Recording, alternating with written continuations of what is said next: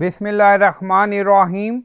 Assalamu alaikum. My name is Hassan and today we are going to hide coupon field in cart page or checkout page when coupon code is applied in WooCommerce WordPress. Before starting work, it's my request, please subscribe my channel. Thank you. Now back to our work. So we are in cart page and now you see coupon. So we already applied coupon but still show coupon field. So we are going to hide it using custom code.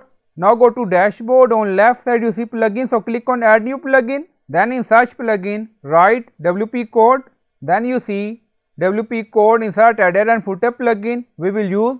So you will install this plugin and activate it, and after activation on left side you see code snippet and then you see add snippet, so click on it, then you see add your custom code, so again click on it. Now create custom snippet section open, scroll down you can add title, then you see code preview. On right side you see code type, drop down select PHP snippet. Now we are going to paste code and you will find this code in video description or in comment section.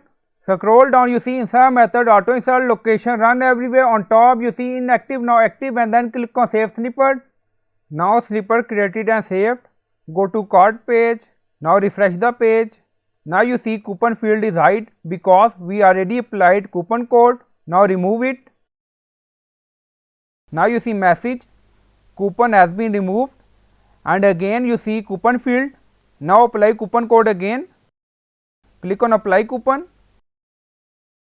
Again you see message coupon code applied successfully, and then you see coupon, and again you see coupon field hide in cart page. Now go to checkout page. Now you see coupon section, refresh the page because we already applied coupon in cart page. Now you see coupon section removed from checkout page also. So I hope you like this video. Please like, comment, share, subscribe. Thank you for watching.